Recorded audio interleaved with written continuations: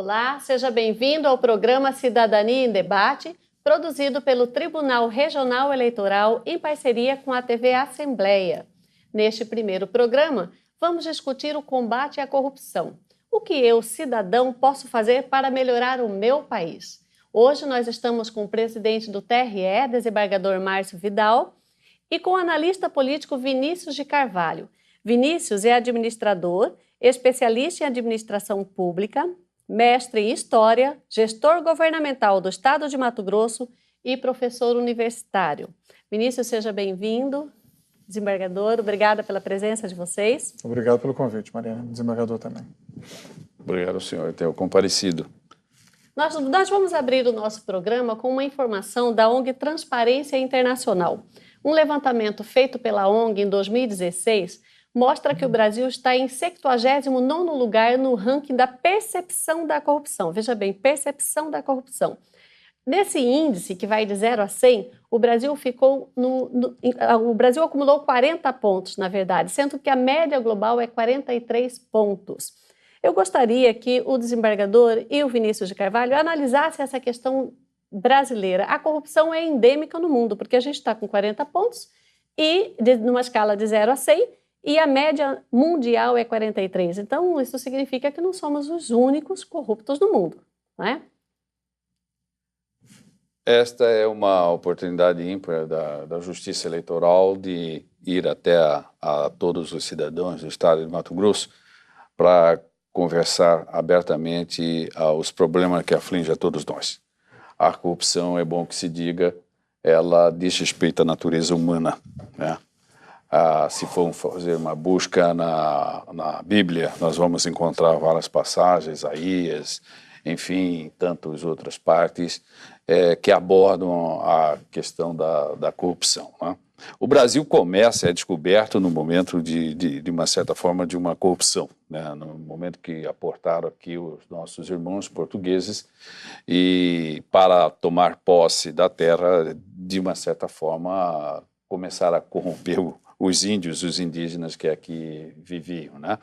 Pero Vaz de Caminha, na sua própria carta, tem uma passagem, inclusive, que ele introduz o nepotismo, né, no Brasil, né? Há um grande navegador português, conhecido por todos, até que recebe o nome de um time de futebol no Rio de Janeiro, o Vasco da Gama, que também enriqueceu, né, na corrupção, nas viagens que fazia entre Portugal e a Índia, né? Se formos buscar a história de Sydney, na Austrália, nós vamos ver que ela nasceu de uma corrupção. Se formos buscar também os Estados Unidos, Las Vegas, de uma certa forma foi com o dinheiro do crime, né? Organizado financeiro que nasceu. Mas isso não quer dizer que isto seja algo normal. Eu apenas para registrar que faz parte da natureza humana, né? No momento em que esse ser humano ele não tem princípios morais e não obedece às regras de convivência em uma sociedade, ele está realmente propenso a praticar condutas realmente indesejáveis, né? E que venha com isto refletir a todos nós. Desembargador, mas a ONG Transparência Brasil disse que, às vezes, uma má notícia é uma boa notícia. Por exemplo, eles dizem que quanto mais se fala em corrupção, melhor para aquele país. Por que isso, Vinícius?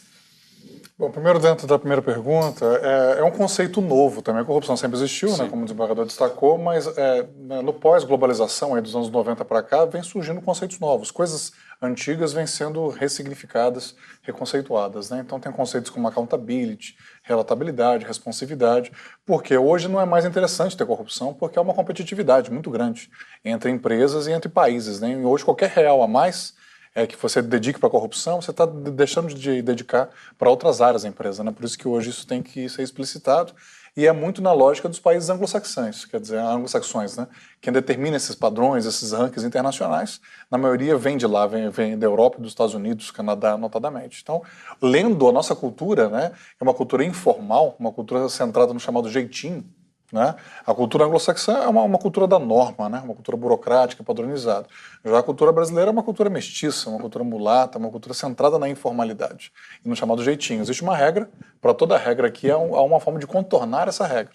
Existe uma fila, uma forma de furar a fila. Durante Esse é o muitos jeitinho. anos, a imprensa, a opinião pública cultuou esse jeitinho brasileiro como uma coisa boa, né? Positiva para o país. Isso. Então, o que se chama de corrupção, na verdade, muitas vezes nós não chamamos aqui, chamamos de jeitinho, de jeito brasileiro, né? De perfil brasileiro. Então, é importante entender que nós estamos nesse momento de globalização, em que começa a se criar padrões mundiais, que não existiam até então, existiam pouco. Né? Então, por isso que essas condutas que eram tidas como naturais, eram naturalizadas, hoje estão sendo enfrentadas. Né? É o que eu costumo dizer, não é o mundo que está piorando, nós é que estamos melhorando. Em todas as áreas, né? A condição feminina mesmo, coisas que eram feitas contra a mulher anos atrás, que eram aceitas como normais. Hoje não pode mais fazer isso contra a mulher. Nós estamos melhorando, né? A nossa perspectiva, a nossa visão de mundo, a nossa percepção do processo está melhorando. E quanto mais se fala em corrupção, melhor para o país? Melhor, porque o primeiro passo para se resolver um problema é reconhecer este problema, Maria. Eu sempre costumo citar o exemplo do alcoólatra, né? Se ele não reconhece que é alcoólatra, como tem muita gente que fala, eu bebo socialmente, eu paro na hora que eu quiser. Não é. Na hora que ele reconhecer, não, o copo é que manda em mim, não sou eu que mando no copo. É o primeiro passo. Aí ele vai buscar o Alcoólicos Anônimos, vai buscar um tratamento. Aí é o primeiro passo para se resolver um problema. Muita gente não se reconhece corrupta. Ou fala, não, isso é a regra do jogo. Foi muito comum na Lava Jato. Aí. Se não for assim, você não vive. É uma forma de funcionamento da sociedade. Né? Reconhecer o problema é o primeiro passo para resolver este problema. Desembargador Márcio Vidal, o senhor tem feito audiências públicas da cidadania em alguns municípios, já fez em Alto Taquari, fez em Tangará, e o senhor percebeu um desalento da população em relação à corrupção. Eles dizem que dá a impressão que não adianta fazer nada, que a corrupção está aí, que o cidadão não tem esse poder de mudança. O que o senhor diria para essas pessoas? Eu diria que há um grande equívoco, porque a corrupção ela mata mais que uma guerra civil. Está já demonstrado pelos dados internacionais. Por exemplo, o caso do Brasil, no ano de 2016, 5% do PIB foi destinado à corrupção. Isso quer dizer que deixamos de destinar recurso para a educação, para a saúde, para a moradia, para as estradas, algo em torno de 295 bilhões de reais. Né? Nós tivemos uma Copa do Mundo em 2014 que foi destinado para algo em torno, gastou 28 bilhões, né? e a Olimpíada de 48 bilhões. Pergunta a você, esses dinheiro, recursos foram destinados realmente a obras que resultem um benefício à população de uma boa qualidade? Não. Né? Por que tudo isso esteja ocorrendo? O Vinícius já colocou muito bem que a questão da corrupção, esses dados que estão sendo divulgados, isso é fruto da globalização, é um novo momento em que nós estamos vivendo.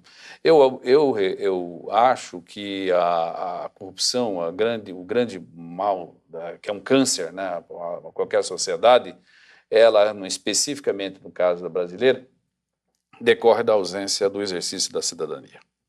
Quando as pessoas deixam de participar, de se interessar pela vida política, pela vida pública, pela vida do seu município, pela vida do Estado, permite que pessoas se aproveitem dessa situação, se organize para oferir vantagem do erário público.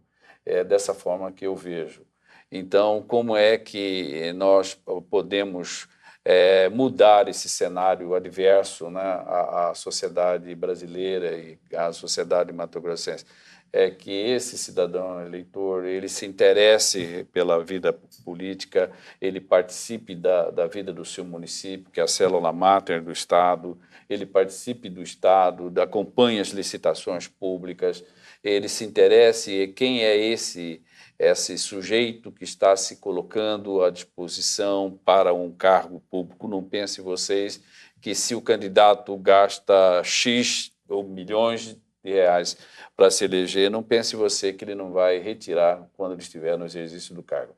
Então é uma situação que não é assim das mais fáceis, é um grande desafio. Eu acho que todos devem estar engajados nesse desafio. É uma mudança de atitude que todos nós devemos ter, nós como agente público, o cidadão eleitor, seja da área privada ou da área pública. É verdade. O que é importante é o seguinte, temos que lembrar que nós vivemos num país que tem uma cultura política autoritária, extremamente autoritária. Um outro ranking internacional interessante é o da revista The Economist, né, que eles medem a qualidade da democracia. O Brasil está muito bem em 3 aspectos, um que inclusive toca em vocês. Organização de eleições. O Brasil é um dos melhores países do mundo para organizar a eleição. A urna eletrônica é uma tecnologia que surgiu aqui no Brasil e em Mato Grosso, é bom lembrar, né, Maria? Em Mato Grosso. E expandiu-se para o país inteiro, hoje para o mundo inteiro, vários países consomem essa tecnologia. Liberdade, pluralismo, quer dizer, 35 partidos, tem liberdade até demais em alguns aspectos, né? E pluralismo até demais. Mas em duas dimensões o Brasil pontua muito mal. Primeiro, a cultura política, né? É uma cultura política que é compatível com países totalitários. Uma cultura política baixíssima. Exatamente. E a participação, né, que também é baixa. Então, o cidadão participa pouco e tem uma cultura política autoritária. Isso fruto de anos de ditaduras que o Brasil teve, né? Todos nós aqui nascemos num período de ditadura, vivemos boa parte das nossas vidas numa ditadura, e depois que saímos da ditadura, entramos numa ditadura de mercado. Hoje, todo mundo só pensa na sua inserção profissional. Não, eu vou estudar, vou trabalhar, vou ganhar dinheiro, vou pensar em mim. Quem pensa em mim não pensa no coletivo. Não se dedica. Então você vê excelentes profissionais lá nas audiências que vocês fazem no interior. Vocês vão ver bons médicos, bons agrônomos, bons engenheiros. Mas poucas pessoas interessadas no coletivo. Pronto, ele investiu muito nele, na empresa dele, na família dele no máximo, na profissão dele, 2, 3 pós-graduações e curso fora, e estágio no exterior, mas pouco na cidadania, pouco na coletividade. Porque estamos num momento também de mercado, né, que exige muito das pessoas, né? Então somamos um histórico autoritário com esse momento de individualização. Vivemos uma sociedade cada vez mais individualista, né? E menos coletivista, né? Quanto mais voltado para o indivíduo, menos voltado para a coletividade. Nós queremos saber mais sobre isso, mas agora a gente vai para um comercial. No próximo bloco nós falaremos sobre corrupção. Será que somos todos corruptos? Existe uma pesquisa que mostra como o cuiabano se comporta em relação à corrupção. Será que estamos bem na fita? Não saia daí que nós voltamos já.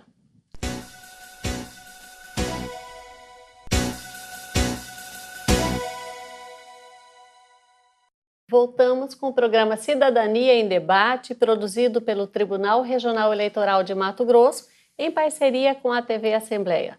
Para você que começou a nos acompanhar agora, estamos com Vinícius de Carvalho, analista político, e o presidente do TRE, desembargador Márcio Vidal.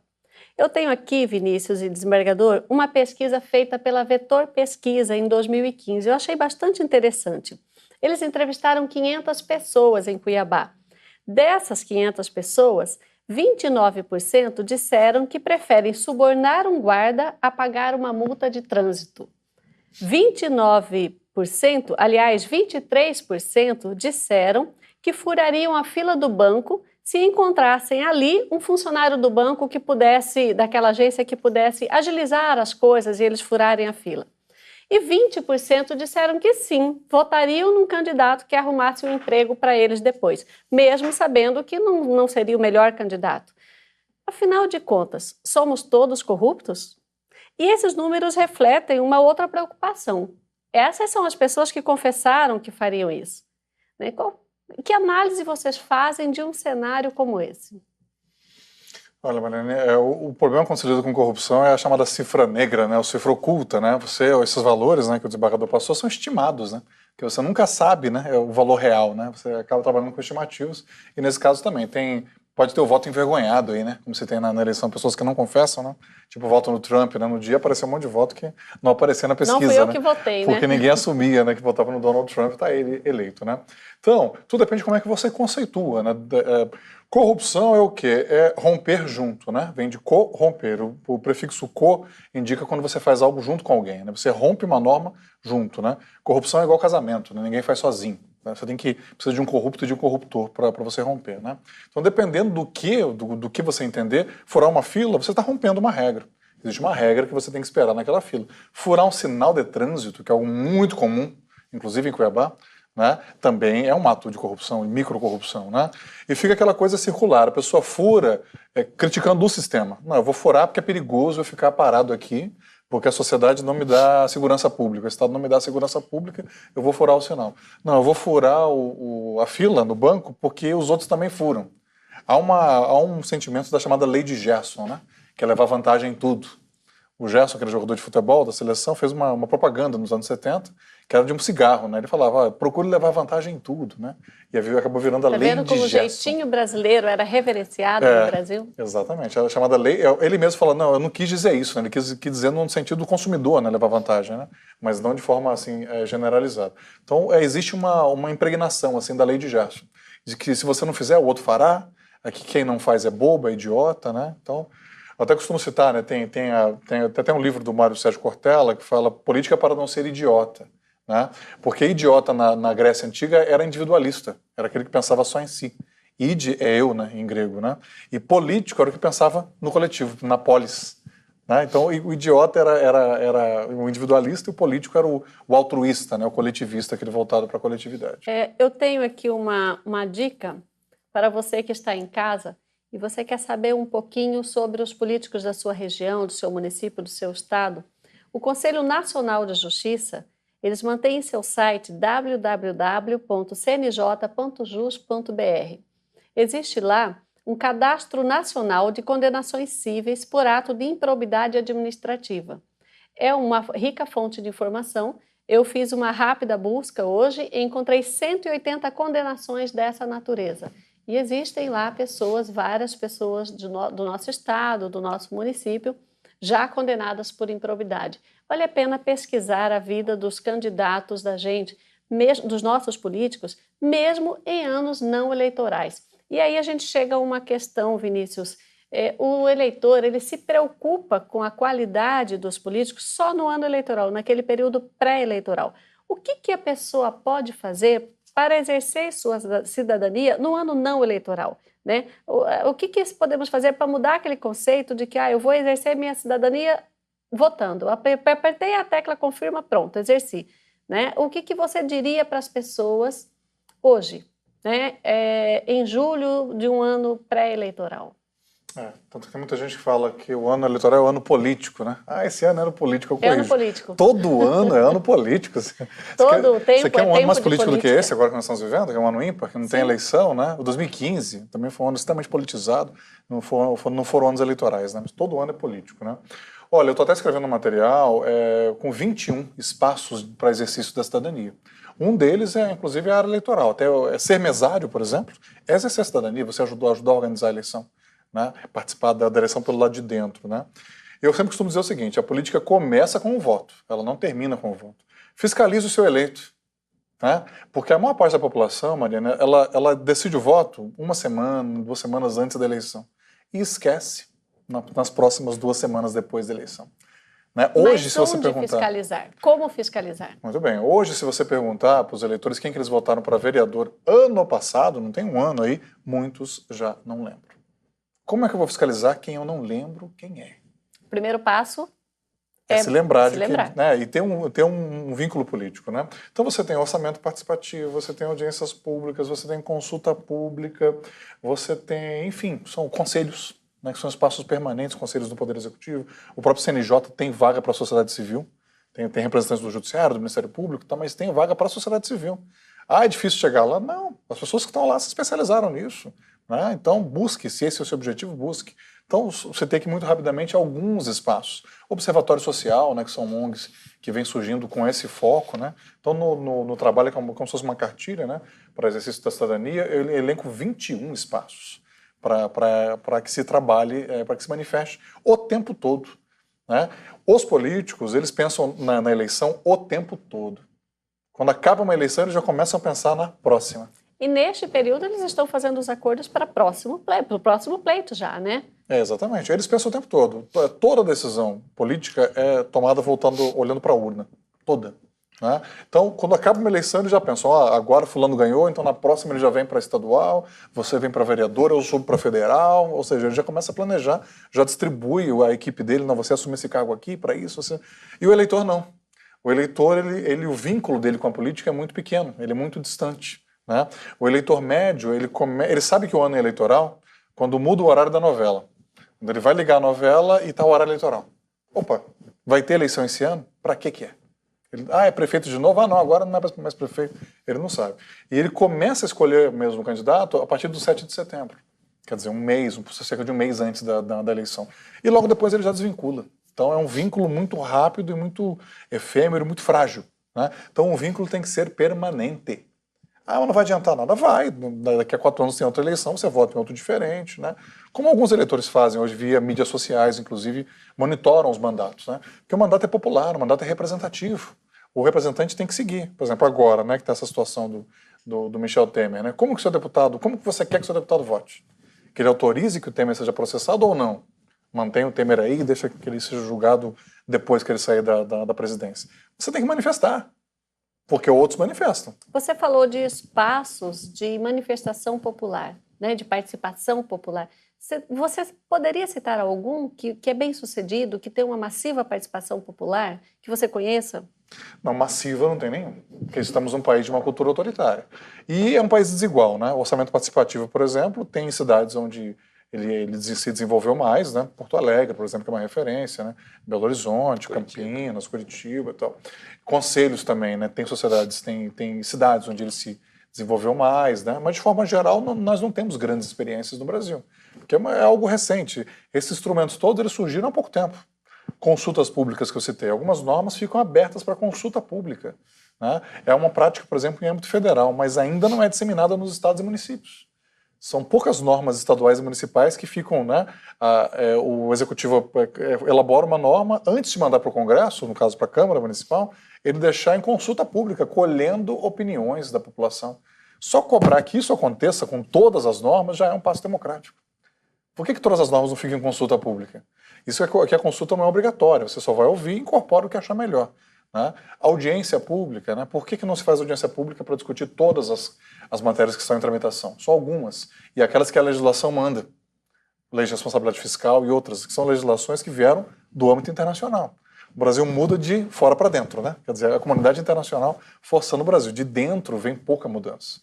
Então tem que acompanhar, tem que cobrar que as coisas aconteçam. Porque não vai, todo direito é conquista. O direito não cai do céu. É verdade, né? Tem que acompanhar. Nós vamos agora para um rápido intervalo e voltamos já para falar da Justiça Eleitoral em ano eleitoral. Será que a Justiça Eleitoral só trabalha a cada 2 anos, só para fazer eleição? Eu acho que vocês vão ter uma surpresa. Na volta a gente conversa com o presidente do TRE, desembargador Márcio Vidal.